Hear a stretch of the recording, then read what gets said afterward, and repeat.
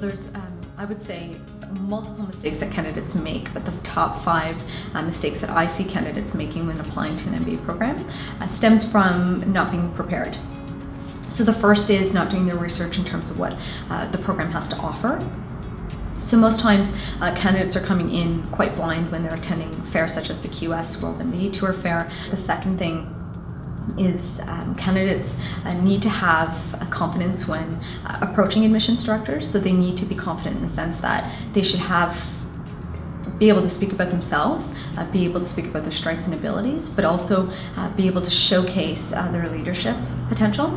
And that can be done very quickly in a brief sentence or two by indicating, their work experiences and what makes them stand out. I also think that candidates don't come prepared for interviews. So when applications are complete and we ask for a candidate to prepare for the interview, they don't ask the right questions. So they're not necessarily asking who's going to be on the panel.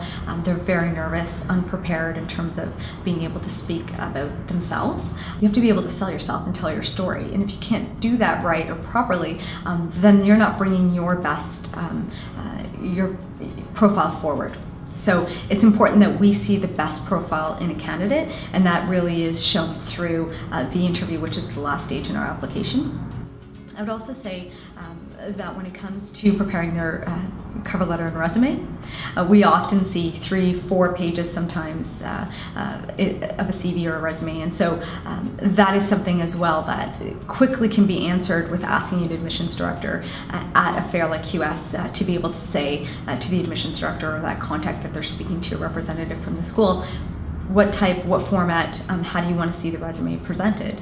So it's a very simple question that can be answered very quickly, and they can be able to present that when they're applying to the program in the best format to be able to speak their skills and abilities, but also to be able to present themselves in the best light.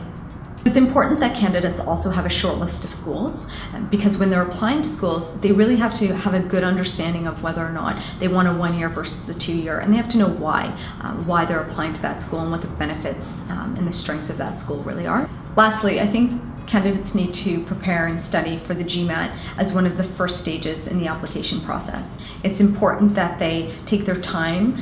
Statistically speaking, it takes about 120 hours or 3 months to diligently study and prepare for both exams.